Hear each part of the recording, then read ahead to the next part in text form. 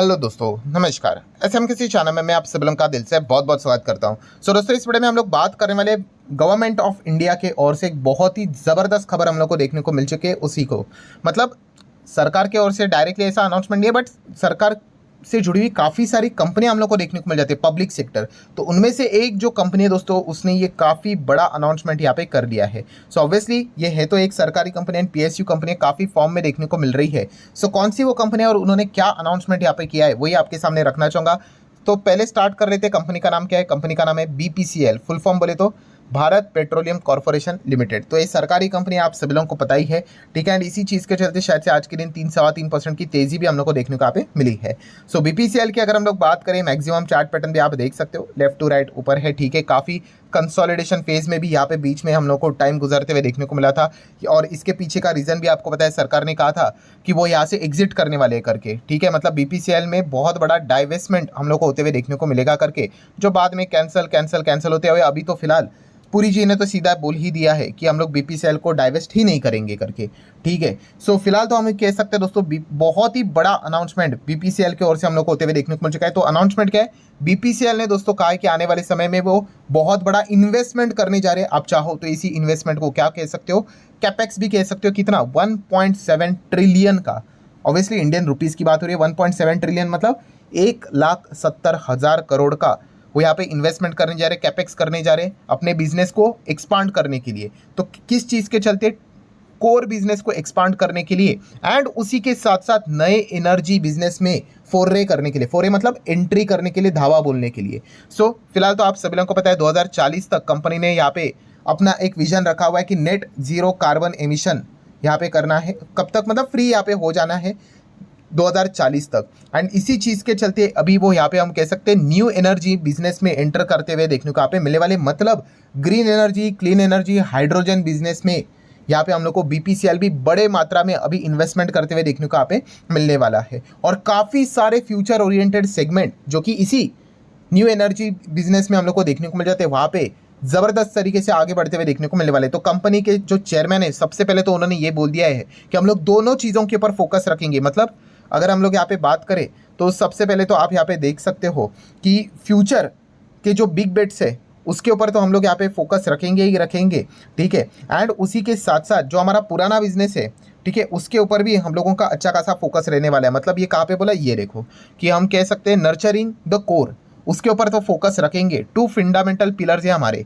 Target की बात करें तो। एंड दूसरा, investing in future big bets, इसके ऊपर हम लोग फोकस यहाँ पे रखने वाले। ये सारी बातें उन्होंने अपने एनुअल रिपोर्ट में सामने यहाँ पे रखी हुई है और ये सारी बातें कंपनी के चेयरमैन ने फिलहाल तो सामने रखी हुई है। देन अगर हम लोग यहाँ पे बात करें दोस्तों, कंपनी ने और भी अलग अलग अनाउंसमेंट यहाँ पे करके रखे हुए हैं। जैसे कि हम लोग यहाँ पे कह सकते हैं कि आप देख सकते हो कि ग्रीन एनर्जी में अभी वो बहुत बड़े मात्रा में अभी स्केल करने यहाँ पे जाने वाले। और भी अलग अलग नॉन फ्यूल की रिटेल की अगर हम लोग बात करें तो उसमें भी हम लोग वो आगे बढ़ते हुए देखने को मिलने वाले। ऑब्वियसली 1.7 ट्रिलियन किसी एक ही सेगमेंट में नहीं जाएगा और किसी एक साल में नहीं, आने वाले नेक्स्ट 5 साल में ये बड़ा इन्वेस्टमेंट हम लोग को धीमे धीमे करके होते हुए देखने को मिलने वाला है। जैसे आपको बताया, ये कैपेक्स की बात उन्होंने फिलहाल तो यहाँ पे की है। और जो मेजर जो फोकस रहेगा वो उनका पुराना बिजनेस प्लस उसी के साथ साथ जो नया बिजनेस हम लोग को देखने को मिल रहा है उसके ऊपर वो फोकस रखने की कोशिश यहाँ पे करने वाले हैं। जैसे कि अगर आप यहाँ पे कहोगे कि नेट जीरो का रोड मैप इनका क्या रहेगा, तो उन्होंने कहा कि आने वाले समय में हम लोग रिन्यूएबल पावर इसके ऊपर अभी फोकस करेंगे। ग्रीन हाइड्रोजन के ऊपर यहाँ पे इन्वेस्टमेंट जाने वाला है। बायोगैस की अगर हम लोग बात करें, उसी के साथ साथ अगर हम लोग यहाँ पे कह सकते हैं CCUS मतलब carbon capture utilization and storage, इसके ऊपर फोकस यहाँ पे जाने वाला है। मतलब जितना भी ये क्लीन एनर्जी, ग्रीन एनर्जी से रिलेटेड जो भी चीज़ें रहेगी इंक्लूडिंग हाइड्रोजन, इसी के ऊपर ज़्यादा से ज़्यादा हम लोग फोकस रखने की कोशिश यहाँ पे करने वाले हैं। नेक्स्ट अगर हम लोग यहाँ पे बात करें तो आप सभी लोगों को यहाँ पे पता ही है कि इंडिया में जो एनर्जी का जो फिलहाल जो डिमांड है वो लगातार हम लोग को बढ़ते हुए देखने को यहाँ पे मिल रहा है, ठीक है। एंड इसी चीज़ को भी वो कैपिटलाइज करने की कोशिश यहाँ पे करने वाले हैं। हालांकि उन्होंने बार बार इस पॉइंट का भी जिक्र यहाँ पे किया है कि उनका जो पेट्रोकेमिकल की अगर हम लोग बात करें, जो बिजनेस रहता है रिफाइनरिंग से रिलेटेड, वो भी हम लोग को अच्छा खासा देखने को यहाँ पे मिलने वाला है। बट खास करके अगर हम लोग देखा गया तो आने वाले समय में उन्होंने 2025 का एक टारगेट यहाँ पे सामने रखा हुआ है कि कौन सा, कि 2 गीगावाट का रिन्यूएबल एनर्जी कैपेसिटी का टारगेट वो लेकर चल रहे।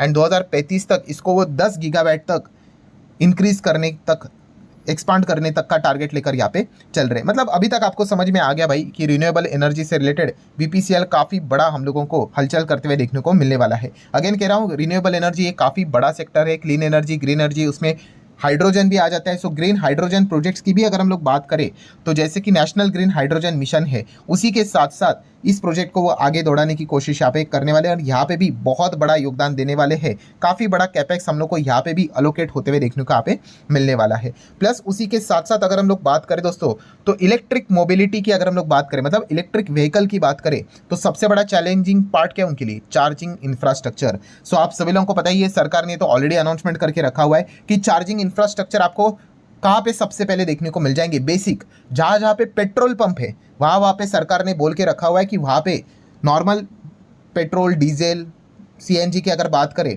वो तो हम लोग को सारी चीज़ें होती हुई देखने को मिलेगी। वहीं पे आप लोगों को इलेक्ट्रिक व्हीकल का भी स्टेशन एक ओपन करना है, मतलब चार्जिंग स्टेशन वहाँ पे भी ओपन यहाँ पे करके रखना है। मतलब एक बाय डिफ़ॉल्ट वहाँ पे तो चीज़ें देखने को मिल जाएगी। एंड इसमें हम लोग को आईओसी भी देखने को मिला था, इंडियन ऑयल भी देखने को मिला था, एंड बीपीसीएल भी देखने को मिल चुका है। सो इसी से रिलेटेड बीपीसीएल की बात करें तो ऑलरेडी ज़बरदस्त काम यहाँ पे कर चुके हैं। जैसे उन्होंने कहा 3000 चार्जिंग स्टेशन वो ऑलरेडी यहाँ पे रेडी यहाँ पे कर चुके हैं, ठीक है। एंड इसको वो और बढ़ाने वाले कितना, उसके ऊपर भी अभी हम लोग आएंगे।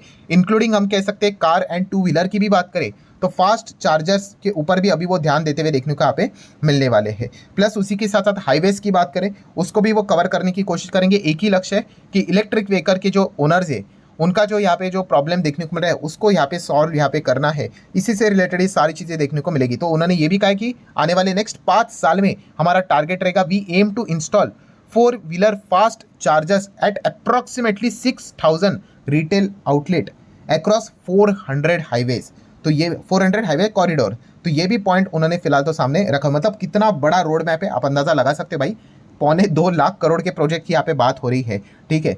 सो ये पॉइंट आप लोगों को समझ में आया है। बाकी की अगर हम बात करें तो बायोफ्यूल से रिलेटेड भी चीज़ें उन्होंने सामने यहाँ पे रखी हुई है, जहाँ पे आपको पता ही है इथेनॉल ब्लेंडिंग की अगर हम लोग बात करें तो पेट्रोल भी उसी के हिसाब से 20% इथेनॉल ब्लेंडिंग का जो टारगेट सरकार ने रखा है उसी के हिसाब से वो आगे बढ़ते हुए देखने को यहाँ पे मिल रहा है। एंड सीएनजी का भी बिजनेस हम लोग को इन्हीं के साथ चलते हुए देखने को यहाँ पे मिल जाता है। सो एकदम लास्ट पॉइंट की अगर हम लोग बात करें तो बीपीसीएल ने यही बोलने की कोशिश की है 2047 मतलब 100 ईयर कंप्लीट हो जाएंगे हमारे देश को आज़ादी के लिए। तो ये जो पूरा एनर्जी सेगमेंट जो देखने को यहाँ पे मिल रहा है, पूरे भारत देश की बात करें तो बीपीसीएल अकेला उसमें 7 to 10% यहाँ पे मार्केट शेयर कैप्चर करने की कोशिश करेगा हमारे पूरे देश की अगर एनर्जी बिजनेस की बात करें तो, ठीक है। मतलब 1/10 की अगर हम बात करें हायर लेवल पे, ये फिलहाल तो वो फोकस लेकर यहाँ पे चल रहे हैं। सो डेफिनेटली दोस्तों इसी अनाउंसमेंट के चलते बीपीसीएल का शेयर आज के दिन हम लोग को काफ़ी अच्छा परफॉर्मेंस देते हुए देखने को मिल चुका है। भाई कोई रिकमेंडेशन नहीं, खरीदो बेचो होल्ड करो एवरेज करो करके, मैं जस्ट आपको इन्फॉर्मेशन देने की कोशिश कर रहा हूँ। बट इतना तो हम यहाँ पे कह सकते हैं कि अपना ओल्ड स्कूल वाला बिजनेस जो है उसी के साथ साथ नया जो बिजनेस भविष्य में फ्यूचर ओरिएंटेड बिजनेस है उसमें भी काफ़ी हैवी लेवल का कैपेक्स बीपीसीएल के ओर से हम लोग को आने वाले समय में टाइम टू टाइम देखने को यहाँ पे मिलने वाला है। रिपीट कर रहा हूँ, 1.7 ट्रिलियन जो रुपीस की बात की है उन्होंने, आने वाले 5 साल की बात उन्होंने यहाँ पे की है, जिसमें सारी चीज़ें कवर करेंगे। एंड जो जो पार्ट्स उन्होंने बोले हैं, ग्रीन हाइड्रोजन की बात करें, रिन्यूएबल एनर्जी की बात करें, फॉसिल फ्यूल की अगर हम लोग बात करें, या फिर electric vehicle charging infrastructure setup की बात कर ले, ये सारे ऐसे बिजनेसेस हैं जो कि हमारे देश के सबसे बड़े उद्योगपति यहाँ पे उसी के ऊपर काम करते हुए देखने को मिले। चाहे हम लोग मुकेश अंबानी, रिलायंस ग्रुप की बात कर ले, अदानी ग्रुप की बात कर ले, टाटा ग्रुप की बात कर ले, तो इसको सीधा सीधा डायरेक्ट टक्कर सरकार बड़े स्तर के ऊपर देने की कोशिश यहाँ पे करने वाला है। सो डेफिनेटली हम यहाँ पे कह सकते हैं आने वाले समय में इन कंपनीज को भी काफ़ी बड़ी चुनौती का सामना यहाँ पे करना पड़ने वाला है। सो इसी चीज़ के चलते बीपीसीएल आप चाहो तो अपनी साइड से स्टडी यहाँ पे कर सकते हो। बाकी बैलेंस शीट पीएनएल की बात करें तो आप देख ही सकते हो, 70,000 करोड़ के रिजर्व है। कर्जे की बात करें, लॉन्ग टर्म बोरिंग 19,000 करोड़ था, अभी 8,000 8,500 करोड़ का कर्जा है। शॉर्ट टर्म बोरिंग 10,000 करोड़ का है। कैश एंड कैश इक्विवेलेंट की बात कर ले तो 4,500 करोड़ का कैश भी देखने को मिल जाता है। एंड इनका बिजनेस की बात करें, वही आपको क्रूड ऑयल एंड उसी पेट्रोलियम जो प्रोडक्ट्स रहते हैं उसी से रिलेटेड बिजनेस इनका कोर बिजनेस देखने को मिल जाता है। मतलब वही घिसा पिटा बिजनेस एक एवरेज परफॉर्मेंस देता है, वैसा ही यहाँ पे चलता है। इसीलिए स्टॉक भी एवरेज ही परफॉर्मेंस अभी तक दिखा रहा था। 1.5 लाख करोड़ का फिलहाल तो मार्केट कैप इस कंपनी का देखने को यहाँ पे मिल रहा है। एंड इन्वेस्टर की बात करें तो 52% तो भाई आपको पता ही है, वैसे भी ये एक सरकारी कंपनी तो प्रेसिडेंट ऑफ इंडिया ही आपको देखने को मिलेंगे, बाकी 15-20% इंस्टीट्यूशंस के पास है एंड पब्लिक कितना है 9.73% की होल्डिंग फिलहाल तो यहाँ पे दिखा रहा है। सो डेफिनेटली जो भी इनके बैलेंस शीट है, जो भी इनका पीएनएल है, उसमें तो आप लोगों को ये नया बिजनेस में जो ये इंटर करने वाले हैं और वहाँ से जो इनके आमदनी यहाँ पे बढ़ने वाली, प्रॉफिट बढ़ने वाला है, वो तो फिलहाल तो आप लोगों को बैलेंस शीट पीएनएल में इंक्लूड होते हुए देखने को यहाँ पे नहीं मिलेगा। सो ये भविष्य की चीज़ है, तो इसी हिसाब से आप लोगों ने स्टडी यहाँ पे करना है। सो डेफिनेटली अब ये देखने वाली बात होगी कि बीपीसीएल कैसे इस चीज़ के साथ डील करता है। देखिए सरकार की काफ़ी सारी योजनाएं बहुत अच्छी होती है, प्लान बहुत अच्छे होते हैं, बट सबसे बड़ा प्रॉब्लम कहाँ पे आता है, लैक कहाँ पे वो कर जाते हैं, यस प्लानिंग का एग्जीक्यूशन। जब एग्जीक्यूशन की बात सामने आ जाती है वहाँ पे ये बहुत पीछे पड़ जाते हैं। ठीक है, मीटिंग्स के ऊपर मीटिंग, मीटिंग्स के ऊपर मीटिंग, इसका परमिशन लाओ, उसका परमिशन लाओ, ज़्यादा दूर जाने की ज़रूरत नहीं है। बीपीसीएल का अनाउंसमेंट कब से किया था, डाइवेस्ट करेंगे, डिसइन्वेस्टमेंट करेंगे करके, कितने साल हो गए, अभी तक कुछ नहीं हुआ। और बाद में अभी पुरी जी ने तो खुद ही बोल दिया कि नहीं नहीं हम तो करेंगे ही नहीं करके। ठीक है, तो ये वाला जो प्रॉब्लम है, मतलब ऑन पेपर ये सारी चीज़ें बहुत अच्छी देखने को मिल जाती है। मैं जस्ट आपको बता रहा हूँ एक्सपीरियंस के हिसाब से, तो वो भी पॉइंट आप लोगों ने नोट करके रखना चाहिए। ऐसा नहीं कि बस उन्होंने बोल दिया मतलब हो ही जाएगा करके। ठीक है, उसका एग्जीक्यूट कैसे वो करते हैं वो काफ़ी इंपॉर्टेंट पार्ट यहाँ पे रहने वाला है। अगर सही ढंग से एग्जीक्यूट किया तो काफ़ी अच्छा परफॉर्मेंस बीपीसीएल भी आने वाले समय में बिजनेस लेवल पे जरूर दिखा सकता है। सो आशा करता हूँ दोस्तों वीडियो हेल्पफुल लगा होगा। चाहो तो आप इसको लाइक एंड शेयर कर सकते हो। जाते जाते याद दिलाना चाहूंगा, कोई रिकमेंडेशन नहीं था, बाय करो, होल्ड करो, सेल करो, एवरेज करो, वो आपकी मर्जी। मिलते हैं नेक्स्ट वीडियो में, तब तक के लिए बाय बाय।